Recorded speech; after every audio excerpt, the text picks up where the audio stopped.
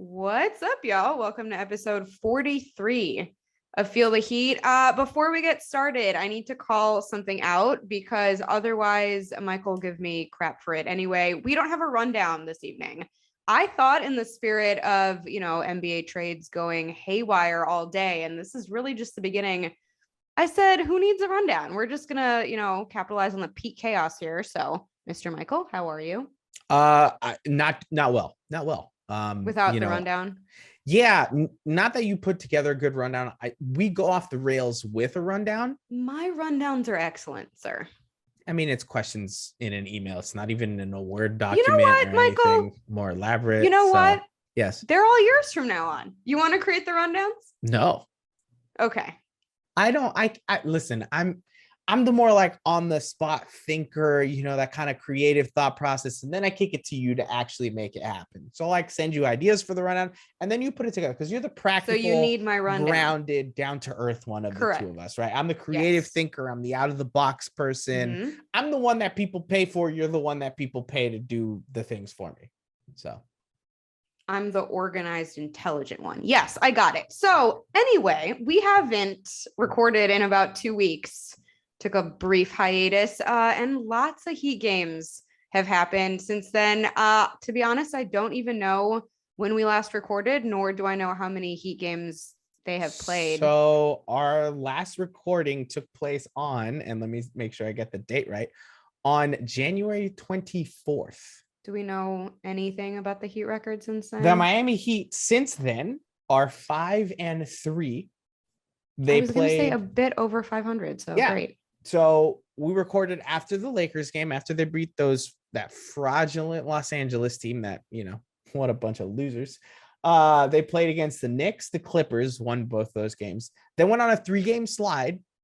Toronto, Boston, Toronto again, right? That was that triple overtime wildness that Jimmy does that thing he does, which is I have never wanted a game to end more than that night. I didn't care anymore. I wanted it to end. I didn't care who won. I didn't care if it was a tie. I didn't care if both teams forfeited. I was just like, please God, stop playing this game. Yes. And then they went on another 3-game winning streak, beating San Antonio, Charlotte, and Washington.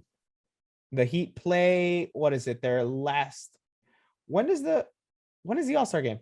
Not this weekend, the weekend after. Oh, but they already decided coaches. Right, because they already decided coaches. Yeah. That sucks. Can I just, before we get into those games, a heartfelt message to Coach Spoelstra, and I'm going to look right at the camera for this one. Spo, I'm so sorry that you have to go to Cleveland, Ohio on your time off. Anybody who vacations to Cleveland, I'm sad for you. That is a depressing place to be, and I wouldn't wish that on my greatest enemy. Well, to be fair, though, he's not vacationing; he's working. Right, but like the All-Star break should be. He could have. But the All-Star break should be kind of your time off in the middle of the season, and he has to spend his in Cleveland with Team Durant, right? Having them complain about the suicides he's going to make them run for the All-Star game. Like maybe he'll just sit Jimmy 99% of the time to avoid injury. That would be nice. I mean, Jimmy is probably going to sit the whole second half. Maybe he'll play a little bit in the third and then just like, that's it. I'm fine with that. Billy Donovan might not have done the same thing. I wish I had gone to Billy Donovan though. Oh, absolutely. I'm sure Spo wishes that as well. I think everybody wishes that. I think even Billy Donovan probably would have wanted it. Oh, I think so. But, Coach Spoelstra, man. We have some stuff to talk about with Coach Spoelstra. It was a top 15 coaches list. We'll get to that later. Heat are 5-3 over that stretch of games. It is the most Heat stretch of games I think you could see. Win streaks, lose streaks, up and down, inconsistent play. Everybody yelling at Bam, be more aggressive. Bam comes out, scores 32 points against Toronto, and basically is the entire team that night. Just players all over the place. Duncan has his highs, Duncan has his lows, and someone releases one Twitter video of him hustling for a 3-pointer, and now everybody's on Team Duncan again, except for you, obviously.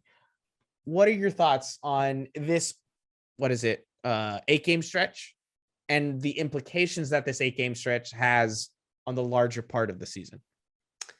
Honestly, I finally feel confident that this team is going to outlast a lot of other teams in the playoffs. I'm here. I think I needed to see our team healthier. I know we're not fully there, and I know there still are maybe rotations and lineups that aren't going to be set in stone as they look right now, especially obviously with Depot coming back.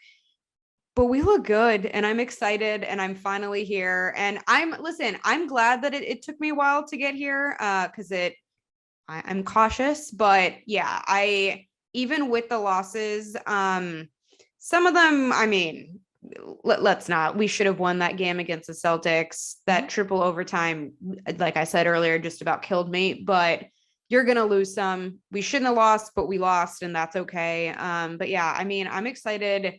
We look good. I think Bam probably more than anyone has stepped up in a way that just makes me so honestly just proud of him. I think he knew it was in him, I think, but he needed to make that leap.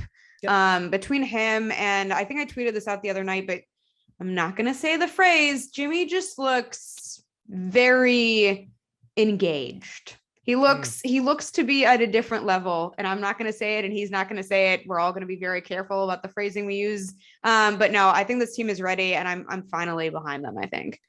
So I think what it took was a week off. You needed a week off from me to realize how good this team was, which just then proves my point that you only didn't think that because you were just trying to disagree with me. You're right. All my opinions are based on you for sure. Yeah. Why are you saying that sarcastically? That's a true statement. What? I know you believe that is the sad part. But I believe that because I know it to be true. Right. You know, look, that stretch is, like I said earlier, that's the most Heat stretch of games that I think you could possibly imagine. It was inconsistent. The way the Heat happened to play in the regular season had some dominating performances, and it had some performances that left you scratching your head thinking, what the hell's wrong with this team? Where do we go from here? Losing to Toronto twice, not a good look. Toronto's not a very good basketball team, but that is a basketball team that's always going to play up against the Miami Heat. You know that Precious wants to play against the Heat. He's excited about it. He wants to show us up. And I don't blame him. Do you? We traded you away. Prove to us why we shouldn't have. That's fine. Also, just Toronto likes playing against us. They just do. And the Celtics do too. The Celtics have one of the worst offenses in the league. And when they go and play against the Miami Heat, it's like the efficiency of the Warriors.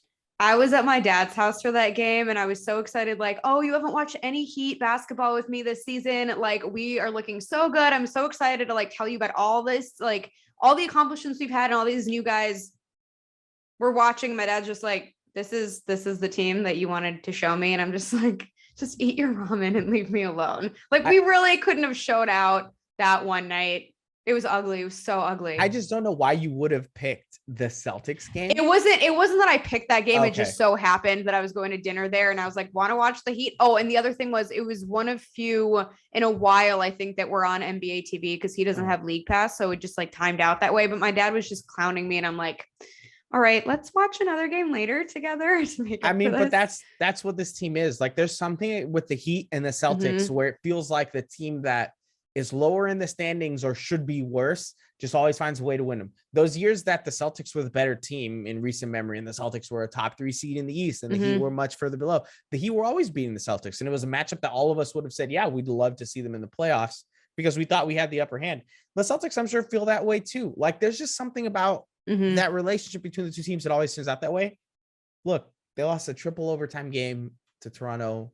It happened. Everyone lost in that game. Both teams, all the fans, that game, we all lost that night. It took off 75 years of my life. It was a bummer. They lost again to Toronto.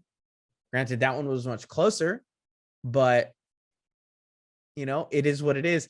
They go through stretches like that, and it's fine. I think the overarching thing is, like you said, this team shows that they have the will, they have the skill, and they have the schemes and the fits and personalities to go the distance, especially when it matters. Now you've got the Nets flailing about like a magic carp using splash and battle. My friend who's a Celtics fan just sent a very excited text right before we started recording about that game. So yeah, I mean, listen, this regular season is made for the Celtics fans who know that they're probably not going to make a deep run in the playoffs, and winning games against the big teams. It's going to give them enough hope to kind of look and think they can matter, and then they're not. Yeah, but see, I'll take it if it's against the Nets because I just really can't stand them.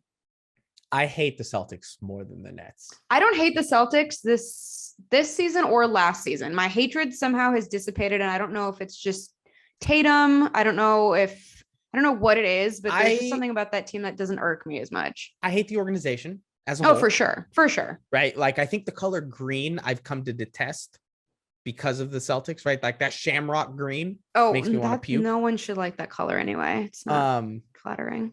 I like Jason Tatum. I'll give you that. I don't like Jaylen Brown, and I don't like Marcus Smart. I like Marcus Smart now. I feel like he has completely transformed. I feel like we have mature Smart now. Maybe we do. Maybe. I haven't watched enough Celtics games to really figure that out for myself. There's just something about him that I want him to actually get fouled so that he can't flop, right? Like he hits the ground. See, I used to feel that way, but he looks like a different player this season at least. So I'm no longer in the Marcus Smart hate train, but I do understand why people dislike him. I just can't with the Celtics. So again, every time the Celtics play the Heat, unless it's the playoffs, I'm going to pick the Celtics to win. I just think it matters more to them. I really think it does. I think if the Heat and the Celtics played in a playoff series, I think it would be closer than it should be. It's just Danny Ainge revenge. But I do think the Heat would prevail because the Heat are the better team, in my opinion. And it's the playoffs. They're all going to be locked in, right? In the regular season, they kind of check in and out. It's just what it is. You've watched it from time to time, right? Like some games they give that effort, some games they don't. And the Heat are now at a point where they're number one in the East again. And again, we've said this before. I don't think they're going to end there. I really don't. I see that the Nets are kind of flailing. The Bulls, I think with their injuries aren't. The only reason I'm now thinking they might is because it just so happens, which I mean, who knows if this will last, but we are again getting healthy. And if this is the stretch that we have better success in because we have a more complete team, we might stay afloat. The Bulls are pretty banged up. I don't have any trust in the Nets. The Bucks are coming up though. The Bucks are coming up. Philly doesn't scare me. Really, the Bucks are the only team that I have any sort of second guessing with. Not the 4th seed Cleveland Cavaliers? I had someone the other day tell me that the Cavs are going to be like the new Heat in terms of their success and growth. And I was just like, are you okay? You name me the Cleveland player or the Cleveland superstar that thinks to themselves, I can't wait to finish my career in Cleveland. They'll say that out loud because it's the right PR move, but don't nobody want to spend their careers in Cleveland. LeBron was followed up by photos and videos because they were at the game against, I think, the Pacers on Sunday. And I was just like, no amount of multimedia that you throw at me will get me to agree with you on this. So I don't think the Cavs are as bad as I would have expected them to be. Granted, I always expect the Cavs to be one of the bottom. Yeah, but to me, it's just like this is just what they happen to be doing this season. Like this, to me, it's not longevity. It's not some come up that is now like the building blocks to the next 10 years of a great run. Like it's not like a culture placement. It's just right. Like you're doing okay this season. Right. Like good for you. But that doesn't mean you should be in a conversation about it happens to different teams. The Hawks have been a fairly good team. Where are the Hawks? They're at 10 right now. Ugh. Yeah. But the Hawks have been a good team. That's from time exactly to time. Who I compare them to in my head. They've had years, right? I mean, you can go back to, what was it? Joe Johnson, Josh Smith, Al Horford. Those days they were super good. They had that year. That was a great group. Didn't they have one a couple of years ago where they were the number 1 seed in the East? Yeah. It was like, I don't even remember who was on that team. It wasn't anybody spectacular. It definitely wasn't Trae Young. Wasn't it? No. They had one where they were number 1 in the East, and it just like came out of nowhere, and their offense was just like wildly good. I don't know. To be honest, these last like 4 years have just all blended together. Pre-COVID just kind of feels like such distant. I don't even know what 2018 or 2019. Right. Yeah, I don't know what that is. But like with Trae Young now, they're kind of hitting a place where they're decent again, even though they're not. They're at the 10th seed. But it's one of those things where, yeah, you get good enough players, and then those players are going to leave you for Mhm. the actual organizations. They're going to go to the Heat teams. They're going to go to the Lakers. They're going to try to go to the Knicks if the money is there. They're going to try to go to bigger markets. They're going to try to go to better places. Mhm.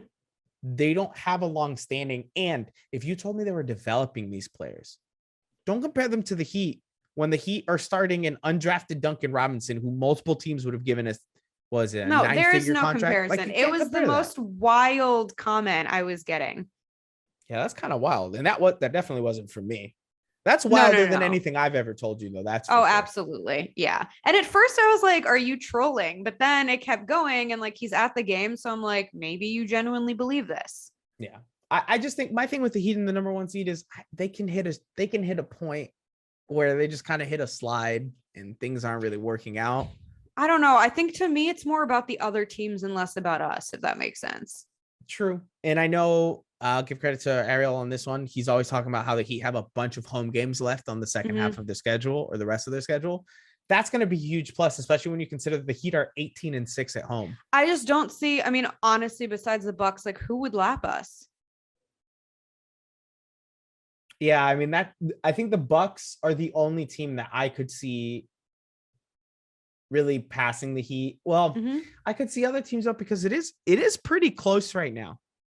The division from 1 to 5 or to 4 is 1.5 games. We're 1.5 games ahead of Cleveland. But the Bulls are banged up. Yeah. The Bulls are going to be dropping. I think Cleveland is also going to come down to earth, especially in the second half of the season when teams and coaches have a time to really dive into what they're doing. I feel like the Nets are imploding with all these James Harden rumors. I will give the Nets credit, though, and say that the Nets can make a push and start climbing up the standings pretty quickly if they make the right trade that involves James Harden. But you also have to keep in mind that Kyrie can't play in a lot of games. I can't actually remember what the stat is, but I think he can only play in like 7 or 10 remaining games of the season, and that's it. That's it? Yeah. So that's definitely something to keep in mind as well. Yeah, I mean, that one, they're on an 8-game losing streak right now, too.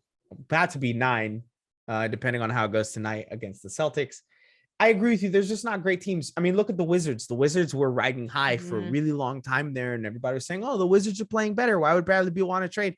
Now Bradley Beal is voluntarily sitting out the season. Granted, it is surgery, but he's choosing to have that surgery. I don't think he wants anything more to do with that team. What's left, right? The Celtics, the Sixers. It's not going to be them. Maybe the Raptors hit a stride if they were able to get a right piece in return for Goran Dragić. I could see the Raptors coming up to the 4 seed before the end of the season. Maybe, not that it's a great team, but I don't know. Something about the Raptors just like, I feel like we gauge them based on when they play against us. And to your earlier point, they just become a completely different team when they play us. And like, to me, that's just not the real team. So I don't know. The only Eastern team right now, and listen, I still think the Bulls are super fun. DeMar hit 45 points the other night. It was incredible. To me, the only Eastern team I'm actually concerned about are the Bucks. And I would have said earlier in the season, and I would have believed it, that the Eastern Conference I thought was more even and better than the Western Conference. Earlier in the season, I would have said that, and I would have genuinely believed that. There was a lot of teams fighting for those top spots. They were all kind of even, and it looked good. Injuries, I think, have decimated the league as a whole, as it always does. I think it's definitely leaning heavily more against the Eastern Conference, where the Eastern Conference is just getting ravaged. I honestly think the real test is, I mean, you got the Suns and the Warriors, who have 10 losses for the Suns, 13 losses for the Warriors. I mean, that is one top-heavy conference. And I don't see anybody getting past them. And the only reason why I look to the West is because you're kind of saying it now. I've said it the whole time. There's not a single team in the East that I see the Heat going to a 7-game series against and not winning. Not even the Bucks. No. The way this team is currently built. That's the one place where I'm still like, I'm not sure. And you'll love this answer. My difference maker in that series, if he's there, he's healthy, he's good to go, PJ Tucker. Not only because I think PJ Tucker is going to be a huge help on the defensive end, period, you've got revenge PJ Tucker, of course, angry and PJ Tucker, and he knows them well enough, right? Like he knows them inside and out, and that is a huge advantage. So the Bucks didn't change their team all that much. So that's where I say I think that's what gives the Heat kind of the upper leg. Not only are the Heat now rested as opposed to last season's series, they've also got PJ Tucker who wants to punch you in the mouth because he's now very upset that you let him go. Bam against the Bucks that makes me a little bit nervous. Bam against the Nets turns into some like monster Bam who just takes no pity on anyone. Bam against the Bucks, just I don't know. I'm not there yet. I think it will be close, and I'm not saying we don't have a chance, but I'm not ready to say that we're taking them. And Bam against the Bucks to me doesn't worry me as much anymore because Bam has always been great at defense. That is not surprising to anyone.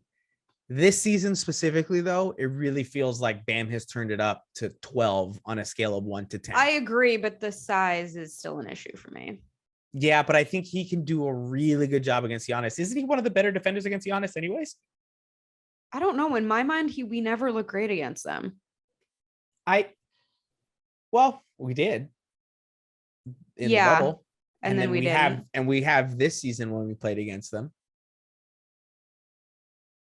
Also, though, Lopez is probably going to come back soon, or at least for the playoffs. That's fine. I think Bam is going to get over his like thing with. I think he can. I don't think that it's like a lost cause. To me, I'm just not ready completely to say like we have it in the bag. I think that we can. It just they still worry me a little bit. It's definitely the cocky Heat fan in me, but I am ready to say we have it in the bag. I agree with you though. That is the one series I would be worried about. There's no other team that I'd be really worried about. I think the Celtics would put up a fight. Heat are a better team. I think they win. Mm-hmm. The Bulls, I think the Heat would actually destroy. And funny enough, I actually just saw one of my cousins recently who is a Bulls fan, and he and I now have a bet because he is under the impression. Can I talk to your cousin? Probably not. But basically he is under the impression that the Bulls would beat the Heat in a 7-game series. And I disagree with that. And he is so confident in that actually that he and I placed the bet. And the bet is if the Heat and Bulls face off against each other in the playoff series this season, whatever team wins, the fan of the losing team then buys a ticket for the other, right? So if the Heat win, he's going to buy me a ticket to one game in the next round of the playoffs. It's a good bet. I mean, that's easy money, and the tickets are going to be way more expensive in Miami than Chicago. So I'll take a free ticket, no doubt. Now, granted, he does have children, and I should feel bad taking money from probably their college funds and stuff, but I don't. You're a Bulls fan, and you think that they're better than the Heat. You deserve to lose money, honestly. Yeah, I mean, listen, I love what I've seen from the Bulls this season, but I don't. That's a stretch right there. So that's what I'm saying. There's one team in the East, which is the only reason why I start looking to the West, because lofty expectations. And in my opinion, if the Heat do not make the Eastern Conference Finals this season, I'm a very end product kind of results, and kind of guy. I would consider it a failure. I would consider the season a failure, personally. Oh boy, here we go again. I'm not even doing this tonight, to be honest with you. It's just, it's too soon to do this. So we're tabling this conversation for another night because there's no point in me getting frustrated 5 times when I can only get frustrated 2. Let's go with your Heat player. You know what? Let's go with your culture player of the first half, not the past 2 weeks of games. And I know technically it's not the end of the first half of the season yet because we're not already at the All-Star game, but let's just go with like everything that's happened so far this season. Your Heat culture player of the first half of the season. First half. Man, I'm sorry. I'm giving it to Kyle. Okay. This man's identity on this team, there is no better leader. And I don't mean to say that he's like a more important figure than Jimmy, but like in terms of just his personality, both on and off the court, he is this team. It's the identity that Pat Riley has always wanted. And to me, I don't know, just Kyle's Kyle. Okay. I love him. Mine is going to be Jimmy's bitch. It's gonna be Max Strus. pretty good. And I know he's not actually Jimmy's bitch, but I mean he is. If it was a fight between the two of them, Max, you're getting the crap beat out of you, bro. I'm sorry. But it's gonna be Max because the Heat have found a way to do it again. I was there at Summer League. I was at the game where Strus just casually strolled up, hit the 3 at the start of overtime, game over. He looked like a different player then, and I think everybody was kind of tempering expectations, thinking, he could be a decent player, but you got to kind of wait and see. This is Summer League. He came into the season, and he had that same mentality. He's like, I don't care who's on the court next to me, right? It could be Marcus Garrett. It could be Jimmy Butler. I'm going to take the shot when I feel like I have the shot, and I'm going to play aggressive as hell. And he's done just that. There's a lot of other players he could have gone to. I think Tyler deserves a lot of talk because if he doesn't win sixth man of the year, I feel like there could be a case for almost every player, which is incredible. And I think that speaks to the entire team period. Yeah. I mean, PJ Tucker was cycling through my head. I was going to say Jimmy at one point, even Gabe Vincent, Caleb Martin. I mean, I think literally almost every player deserves it. And that's where I would say, like, if I had to give a most valuable player to the Heat, right? Not like a Heat coach player. If I had to give him MVP, I would give it to Kyle. Not because I think Kyle has been interesting. The best player on the Heat. I just think Kyle has done something with our offense that's just completely rejuvenated it. And that's what's helped us take that next step because the defense was always there. And Kyle helped a ton on defense. But that offensive step, I think, was really big. No, I would give it to Jimmy. I just feel like what Jimmy has brought to the team, even when he's been out, it's just there's something really special about him. And I feel like without him, I don't think this team is the same. I think that if you take Jimmy out and replace him with, and I know we've talked about this before, but even with LeBron, does the talent go up? Yeah, it's a completely different identity. And for me, like, it's the intangible there. So Jimmy gets my MVP so far. Yeah. But yeah, for me, it's Max Strus because I just think Max has been kind of a revelation. I don't think any of us thought to ourselves, oh, Max Strus can't be good in the NBA or anything like that. I will shout out Threat here. He has been saying since the season started, I think every single episode of Clutch Corner, that Strus is the guy, even more so than Duncan. So the one person I'll give it to is Threat. I do wonder how much of that is just everybody dying to get rid of Duncan. And I don't know. He seems just like a Strus ride or die kind of guy. I could be wrong, but I don't know. I'm just saying I've seen high praise from Threat. So he might be exempt from the everyone here. Which that's great. But Max Strus, Duncan Robinson, easy transition, even easier transition. Duncan Robinson trade deadline. The trade deadline is it tomorrow? Thursday, I think. It's Thursday. I believe so. I'll look it up while you're kind of vamping. I think it's always a Thursday. Probably. NBA trade deadline is coming up. The Heat are not really in too many discussions in terms of rumors that are floating out there. There have already been plenty of trades that have happened. Your thoughts as the trade deadline approaches with the Heat? Do you want to see trades? Do you not want to see trades? Why or why not? I am good not making any moves. I know I talked about this earlier on our crossover live event, but to me, we've already had so many issues with staying healthy and having that affect our starting lineups, our rotations, how many guys can even play, that I don't want to mess with that chemistry. I think this group obviously is talented in terms of X's and O's, but I think there's something really special about everyone's bond with one another. And I'm just worried that even moving one or two guys and bringing in someone new is going to disrupt that. And I don't want to take that chance because we already have had to deal with so much. With that said, I would be crazy to turn something down that lets us get rid of, say, KZ, and even if we had to part with Yurt for someone who's better. Do I still think that at this point I'm more excited for Depot coming back and I kind of look at that as an acquisition? Yes, but I trust the Heat, and if they can make a smaller deal with, with moves that don't necessarily disrupt too much, I will be fine.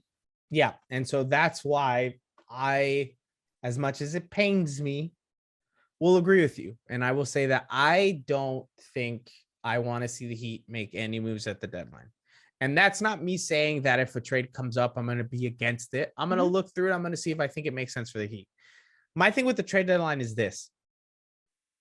I think that the Heat are pretty set as is, and I don't see what combination of players they can get rid of to bring somebody in that immediately improves this team in a way that I think makes them, because for somebody to come in and be somebody relevant for me, I think that needs to be an automatic, this moves me into now championship aspirations immediately. Now, Eastern Conference championship aspirations, like full on finals.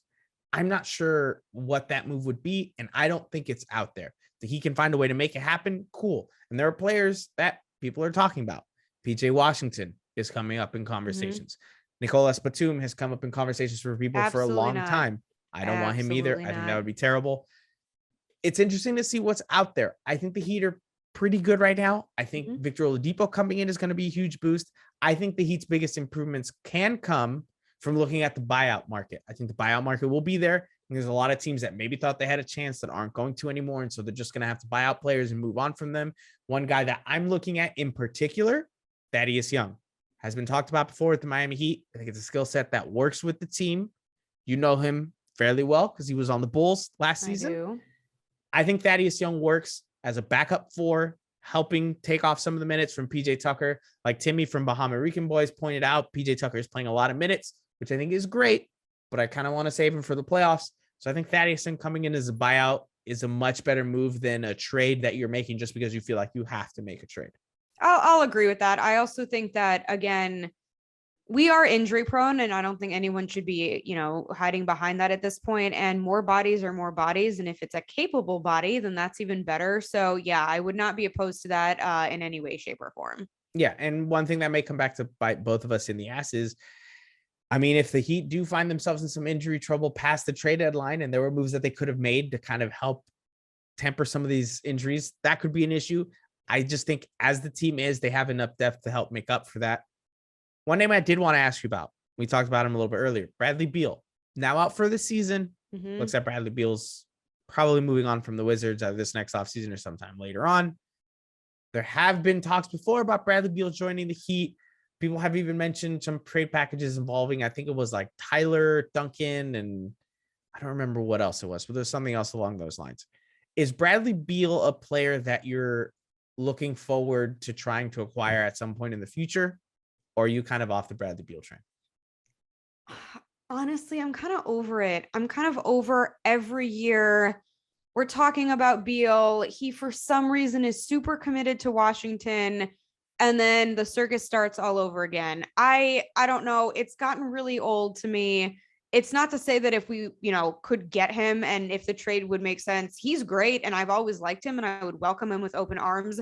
It's just the conversation just doesn't excite me anymore. I don't buy it. I know everyone now is saying that, oh, he chose to have the surgery. That means he's out. A logical conclusion to reach. And I'm not saying I disagree. Would I also be surprised if he stuck around because he keeps doing that year after year for no reason? I don't know. I don't trust that he's leaving until I have some sort of concrete evidence that he is. I'm not even entertaining it. We've done this too many times. Yeah. And Bradley Beal is a player that I agree with you. I am over him. And also, I just don't think I think he is an improvement. I think he would fit with this team. I think he would play well.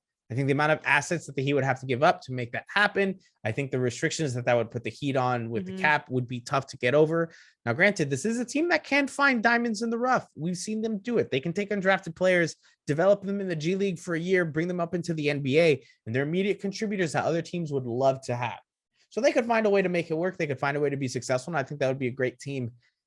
I just don't know, man. I think if he wanted to be here, he would have been here by now. That's what I'm saying. It's just, and I'm not even sure that I blame him for the same conversation over and over again, because I don't necessarily think it's coming from him or his camp.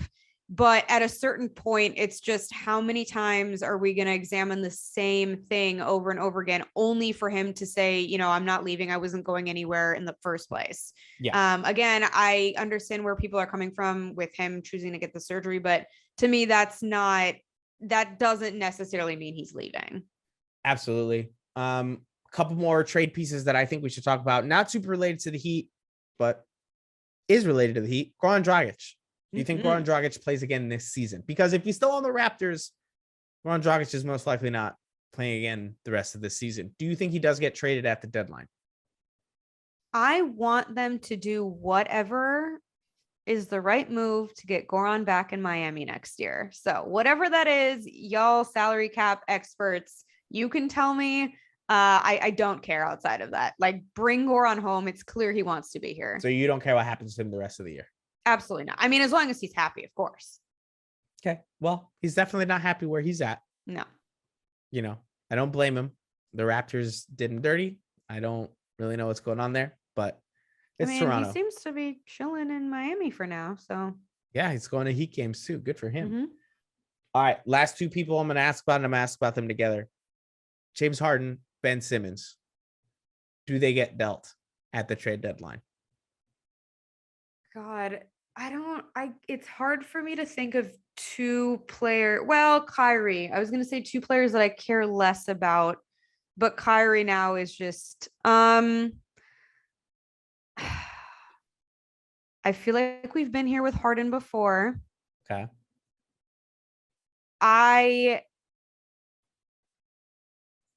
A lot of signs point to him being moved. My thing is, from KD's perspective, and I'm not saying that KD runs the organization, but come on. He has to have enough of a say. I don't know where that's at. Does he want him gone? Because if he wants him gone, then he'll be gone. But to me, it seems like they were a pretty well-oiled machine there for a little bit. So I don't know. I don't think it's working out. I think that I don't know really if Harden's going to work out anywhere, to be honest. And I am not too upset that it's not working in Brooklyn because I don't like that team. As for Simmons, I don't know. I'm not going to speak on what's going on with him because, again, and we talked about this, if it's serious, then good for him for stepping away. To me, any team would be taking a huge chance on him. So I'm not really sure what that looks like in terms of if he goes to the Nets. You already have Kyrie, who's a part-time basketball player and is drawing media attention for all the wrong reasons. Are you really going to want to bring in another guy who hasn't played at all? His mental status is up in the air. His shot looks broken. I mean, I don't get it. Yeah, I don't know where Harden can end up because that's a tough buy. Like, you've got to give up a lot to get James Harden, and you don't know exactly what you're getting.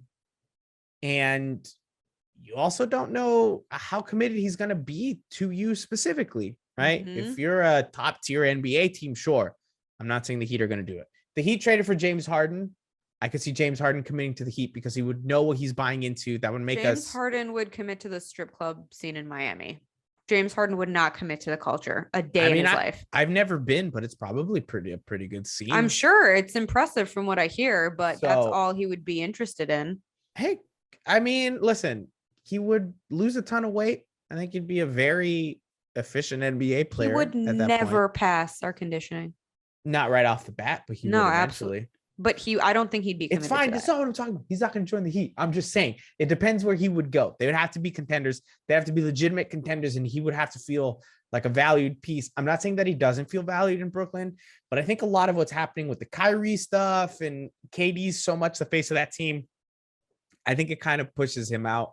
And so he wanted to leave. And listen, I'm not a Harden fan by any stretch of the imagination, but his frustration with Kyrie, it's warranted. And I'm not even just saying that. The entire team's frustration with Kyrie is warranted. And for me, look, I was not a huge Kyrie fan anyway, but at this point to not be frustrated, I think that even shows that you don't care enough about your team. Like, if any teammates aren't frustrated at this point, I don't understand. So if that's part of the reason or the main reason that Harden isn't content, then hey, I don't blame him at all. And he, I guess, then deserves to be let go and moved. Yeah. I think honestly, the trade that would make the most sense to me would be one involving Harden and Simmons, just swapping them, figuring out the rest of the assets. I'm not saying that Ben Simmons is a great fit for the Nets. And I'm not saying Harden is a great fit for the Sixers either. I just think from the Nets perspective, that is straight dumpster fire. You have one part-time player and another who you have no idea what's going on with him. And you really think Katie is going to stick around for that? But you've got two players that are dying to get out that you think you deserve more value, and you're not getting that value. Like, they want big value for Simmons. Where are they getting it? If I were the Nets, I would rather take a disgruntled Harden, knowing what you're getting. It's like the evil versus like, sure, who knows what you're getting with but Ben it depends Simmons. on how upset they are with him and how over him they are.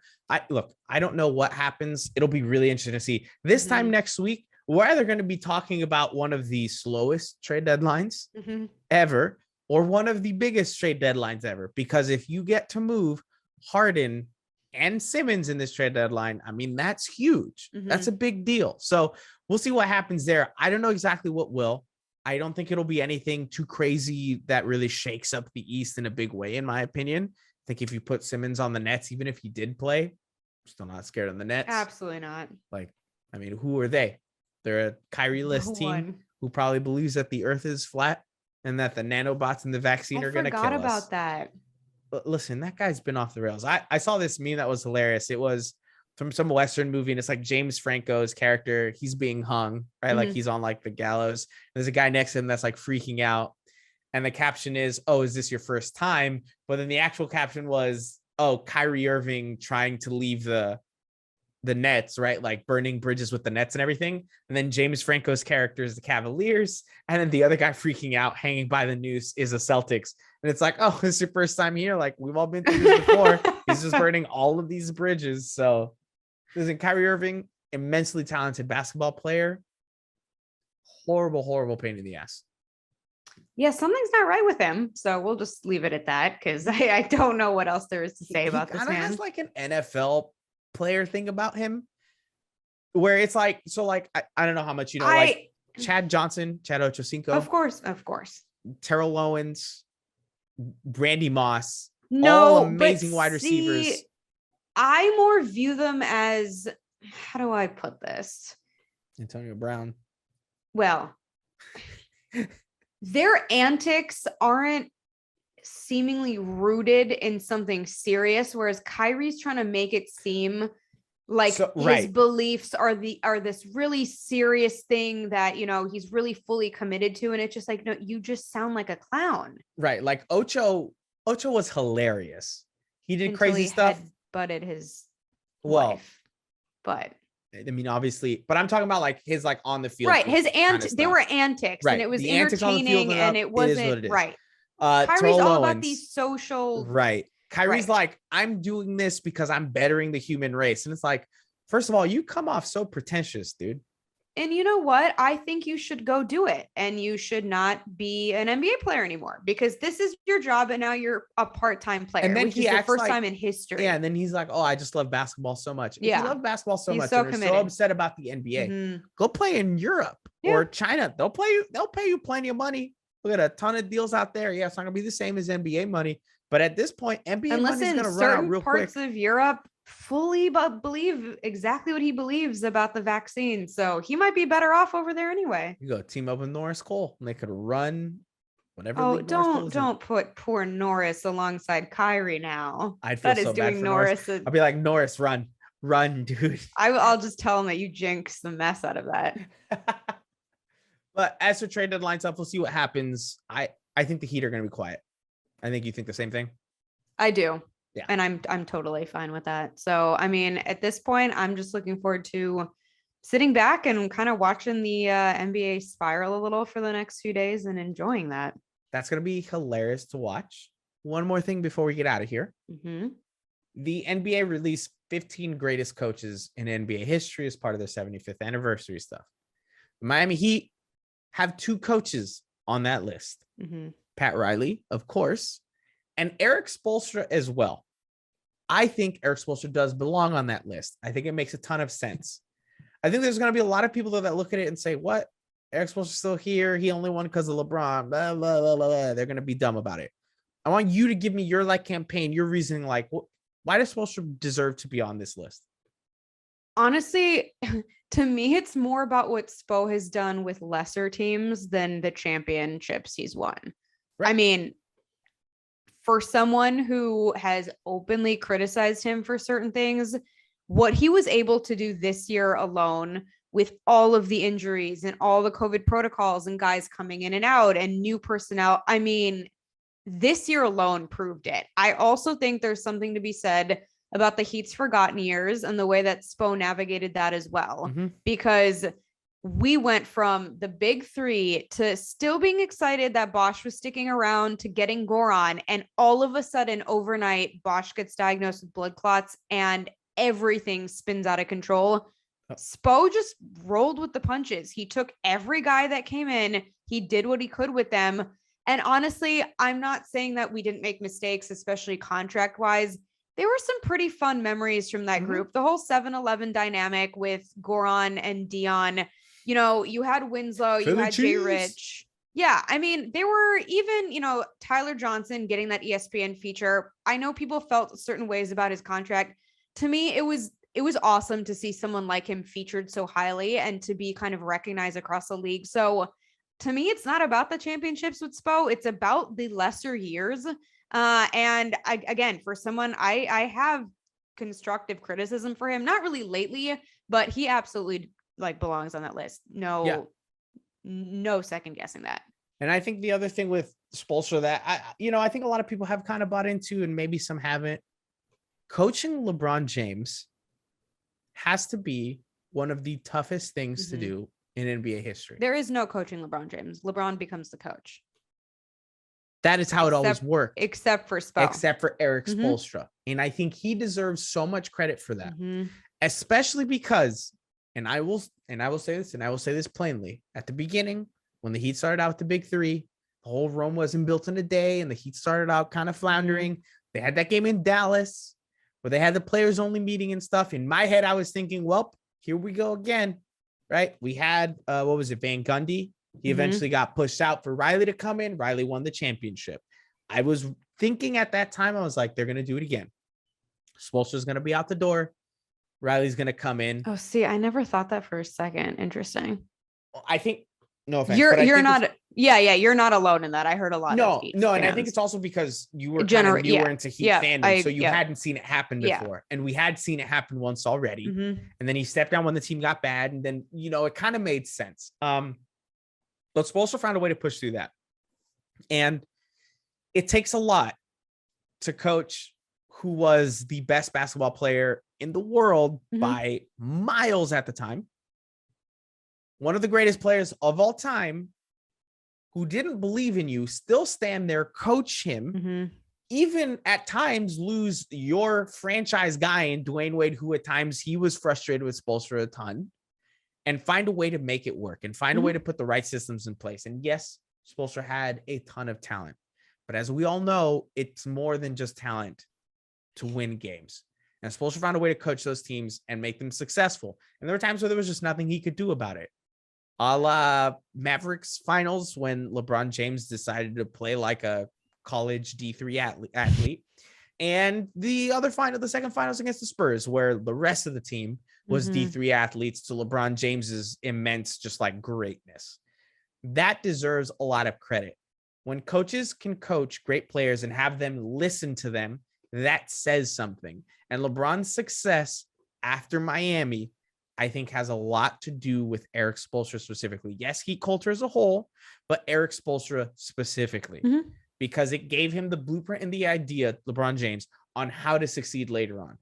David Blatt wasn't a coach. Oh my God. David Blatt, bless his little heart. Ty Lue might be the second best coach that LeBron's ever had. I would back that. And the gap from first Eric Spoelstra to second Ty Lue has to be, you're talking about the gap between the Dolphins and a successful NFL franchise. That's a huge crater of a gap right there. So Spoelstra deserves a ton of credit for that. And in that same vein of thought, Pat Riley, who I think deserves to be on that list, not just as a coach, but also as a GM, which I know is something different.